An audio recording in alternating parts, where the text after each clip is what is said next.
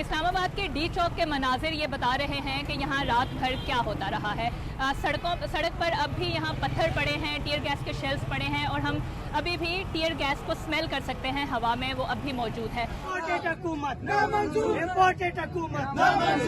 یہاں پہ چند ایک پروٹیسٹرز اب باقی ہیں جو کہ یہاں سے جانے کی تیاری کر رہے ہیں. زیادہ تر جو مظاہرین تھے وہ صبح عمران خان کی اسپیچ کے بعد یہاں سے چلے گئے ہیں.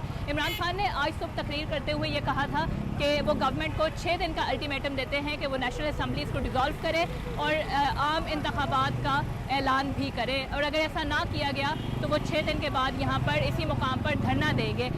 یہ پروٹیسٹرز عمران خان کے بلانے پر ملک کے مختلف حصوں سے یہاں پہنچے تھے. تمام رکاوٹیں توڑتے ہوئے رات یہاں پر پولیس اور پروٹیسٹرز کے درمیان خاصی ہنگامہ آرائی ہوئی تھی. پولیس نے ان پر ٹیئر گیس فائر کیا تھا.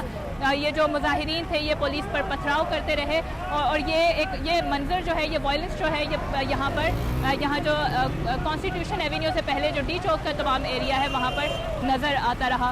آج صبح البتہ عمران خان کی تقریر کے بعد جو مظاہرین ہیں وہ یہاں سے چلے گئے ہیں زیادہ تر, جبکہ کچھ ابھی باقی ہیں جو کہ یہاں سے جانے کی تیاری کر رہے ہیں.